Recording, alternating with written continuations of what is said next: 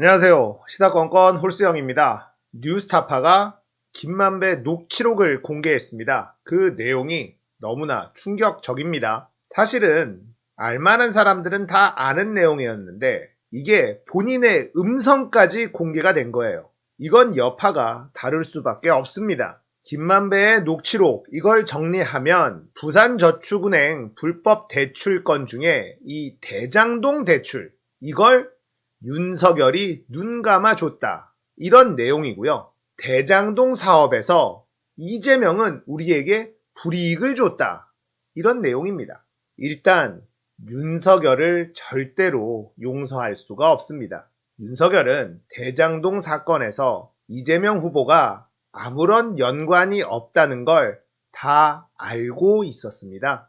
그런데도 매일같이 대장동 노래를 불렀죠.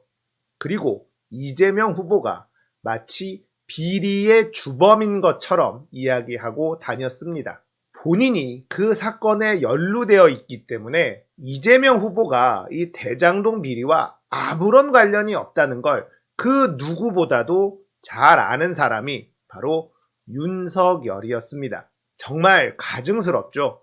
어떻게 인간의 탈을 쓰고 이럴 수 있는지 참 놀랍다는 생각이 듭니다. 조국 전 장관도 마찬가지였습니다. 죄가 없는 걸 알면서도 그렇게 괴롭힌 겁니다. 검찰을 개혁하려고 검찰에게 대든 죄, 사실상 죄는 이거밖에는 없었던 거였죠. 그리고 김만배의 녹취록을 들어보면 이 기자들도 정말 쓰레기입니다. 법조기자와 검찰, 이들은 범죄 집단입니다. 거기다가 권력까지 가지고 있죠. 검찰과 법조기자들, 악어와 악어새의 공생관계. 김만배는 내가 그 혈관을 다 알잖아, 이런 얘기도 합니다. 부산저축은행 대출 브로커 조우영이라는 사람에게 박영수를 소개시켜줍니다. 그리고 박영수는 윤석열에게 사건 무마를 청탁했다는 거죠. 그리고 윤석열은 그 사건을 무마시켜줬다. 일단 녹취록 들어보겠습니다. 근데 내가 이제 다른 기자를 통해서 찾아와. 조우영이가 나를. 아, 조우영이 찾아온다고? 왜냐면 형님, 제가 이렇게 수사받고 있는데 다른 기자분들이 해결했는데 못 해주는데 형님 좀 해결해 주세요. 그래서 그래? 근데 형이 직접 가서 얘기하기는 어렵다. 응? 내가 이 법조 오래 기자인데 내가 검사한테 가서 대검 가서 내가 다 안다 솔직히 아는데 응? 내 동생이니까 해줘라 하면 어떻게 되겠냐. 내가 돈 받고 해주는 줄 알지. 성렬이 형 내 동생이야 이렇게 어떻게 하냐. 그 당시에 윤석열이 과장 남편이 주임검사냐. 그래서 박영수를 소개해줘 내가. 아, 조우영한테? 박영수 변호사를. 그래도 나름대로 이제 그물을 소개해줬네. 왜냐면 나는 형 그 혈관을 다 아니까. 무슨 말인지 알지? 통할 만한 사람. 통할 만한 사람을 소개해줬지. 자, 김만배는 나는 그 혈관을 다 알지, 윤석열에게 통하는 카드는 박영수다라는 걸 김만배는 다 알고 있었다는 뜻입니다. 그리고 이 녹취록을 잘 들어보면 조우영이라는 브로커가 김만배 법조기자에게 형님이라고 부르고요. 김만배는 서결이 형이라고 부르고요. 박영수도 형님이라고 부릅니다. 조폭이 따로 없습니다. 뭐 이렇게 형님 동생이 많습니까? 이 법조기자들도 절대로 용서할 수가 없습니다. 녹취록 계속 들어보겠습니다. 그래서 박영수 변호사를 소개해줬더니 박영수가 진단을 해더니 나한테 야 그놈 보고 가서 덜덜덜덜 떨고 오니까 커피 한 잔 마시고 오라래. 검찰 들어가서 대검에서 부르면 가서 커피 한 잔 마시고 오라래. 그래서 내가 나도 모르고 그냥 야 형님이 그랬는데 커피 한 잔 마시고 오랜다. 그러니까 진짜로 갔더니 커피 한 잔 주면서 너는 얘기 다 들었어. 그렇지 가 인마 이러면서 보내더래. 자, 김만배가 박영수를 소개시켜 줍니다. 박영수와 윤석열, 예전부터 친분이 있는 사이였고 윤석열은 박영수의 부탁으로 이 사건을 무마시켜 줬다는 겁니다. 부산저축은행은 어마어마한 피해자가 있었던 그런 사건입니다. 그 사건에서 대장동에게 불법 대출을 해줬던 그 부분만 무마시킨 거예요. 1,100억 원 가량의 불법 대출입니다. 우리가 여기서 또 하나 짚고 넘어가야 되는 부분이 있는데요. 부산저축은행이 터져 나가면서 국가의 세금이 투입이 됐습니다. 공적 자금이 투입이 됐어요. 이 대장동의 부실대출 1,100억 원은요, 회수가 안 됐다는 겁니다. 엄밀히 말하면 이들의 엄청난 수익에는 국민의 세금도 들어가 있다는 뜻이 되는 거예요. 죄질이 훨씬 더 나빠진다는 걸 여러분도 알고 계셨으면 좋겠습니다. 자, 공개된 녹취록 이어서 들어보겠습니다. 누가 아까 검사가? 누가? 윤석열이가 네가 조우영이야 이러면서 윤석열한테서 윤석열이가 보냈단 말이야? 그럼 그 커피 뭐 하면서 뭐 몇 가지를 했더니 보내주더래. 그래서 사건이 없어졌어. 근데 그럼 아니 잠깐만. 조영이 그러니까 박영수가 이거 기사 나가면 나는 안 돼. 박영수가 그러면 윤석열하고 통했던 거야? 윤석열이를 데리고 있던 애지. 아니 데리고 있었기 때문에 통했지. 그냥 봐줬지. 그래서 부산저축은행 회장만 꼬링 시키고 부회장 김영 부회장도 꼬링 시키고 이랬지. 자, 이렇게 김만배는 정확하게 윤석열의 이름을 거론합니다.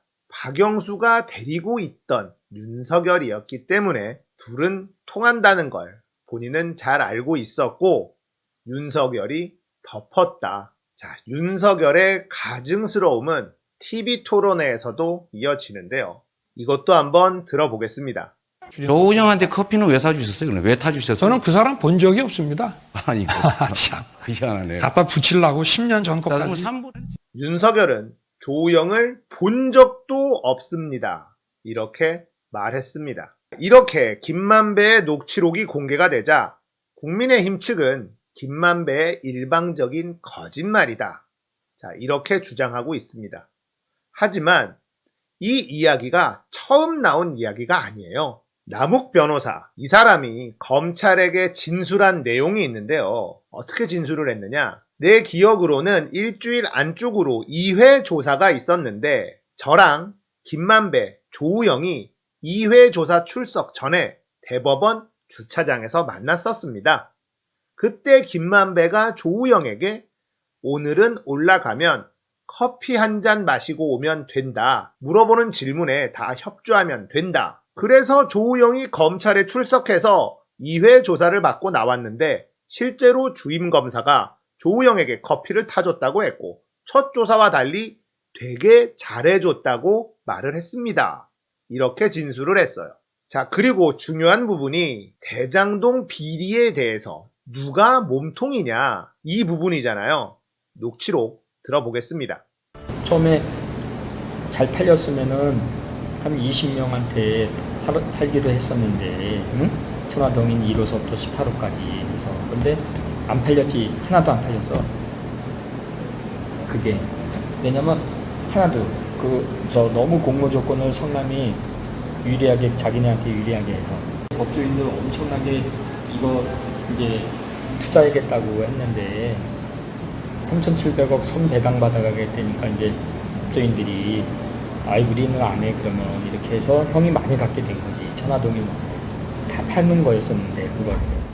자, 김만배의 말이 충격적이죠.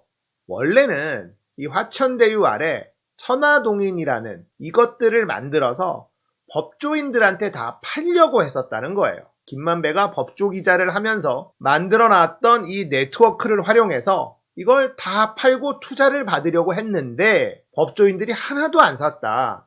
왜냐하면 성남시가 너무나 유리한 조건으로 공모를 했기 때문에 선배당으로 3,700억을 가지고 가기로 되어 있었기 때문에 아무도 안 사갔다. 하나도 안 팔렸다. 그래서 우리가 많이 가지게 되었다. 이런 이야기를 하는 겁니다. 계속해서 들어보겠습니다. 그리고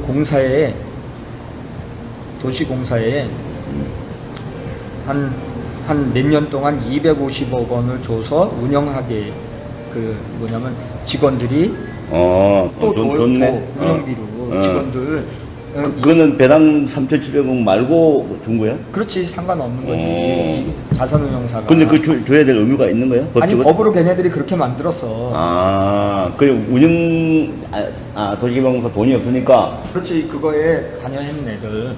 그러니까 이거를 기가 막히게 이재명이가 했는지 누가 했는지 아주 정밀하게 해놨네. 정밀하게 했지. 그러니까 손해는 전혀 안 나고 앉아서 코뿔게 딱 해놓은 거네. 해놓은 거지. 근데 이재명이는 난 놈이 아니야. 자, 여기가 핵심입니다. 김만배가 이렇게까지 이야기를 합니다. 이재명은 난놈이다. 선배당 3,700억 말고도 이 도시공사에 250억을 줬다. 왜 줬냐면 운영비로 줬다는 거예요. 그런 것까지도 법적으로 다 만들어 놨더라. 너무 정밀하게 만들어 놨다. 그러니까 성남시는 손해는 전혀 안 나고 앉아서 코 풀게 딱 해놓은 거네. 이런 이야기까지 나오죠. 그러자 김만배가 그렇게 해놓은 거지. 이재명은 난놈이야. 이렇게까지 이야기합니다. 이재명이 대장동의 몸통일 수가 없다는 확실한 증거가 나와버린 거예요. 이건 윤석열도 당연히 알고 있었던 사실입니다. 이제 모든 의혹은 해소가 된 것 같아요. 김만배는 내가 가진 카드면 윤석열은 죽어 라는 말까지 했습니다. 이런 녹취록까지 나온 상태에서 윤석열은 끝까지 발뺌을 하고 있습니다. 윤석열과 그 일당들의 검찰 조직들, 그리고 법조 기자들, 저는 이들을 절대로 용서할 수가 없습니다. 조국 전 장관과 그 가족들을 도륙냈었던 이 인간들을 절대로 용서할 수가 없습니다. 이재명 후보가 반드시 대통령이 돼서 이들을 절단내는 꼴을 꼭 봐야겠습니다. 이재명 후보는 대통령이 된다면 어설픈 통합과 협치, 화합 이런 이야기 꺼내지 않았으면 좋겠습니다. 단죄해야 될 걸 제대로 단죄하지 못한다면 대한민국의 창피한 역사는 또다시 되풀이 될 거예요. 저는 윤석열을 절대로 용서할 수 없습니다. 오늘 이야기 여기까지예요. 공감되셨다면 구독, 좋아요, 알림 설정 부탁드릴게요. 감사합니다. 끝!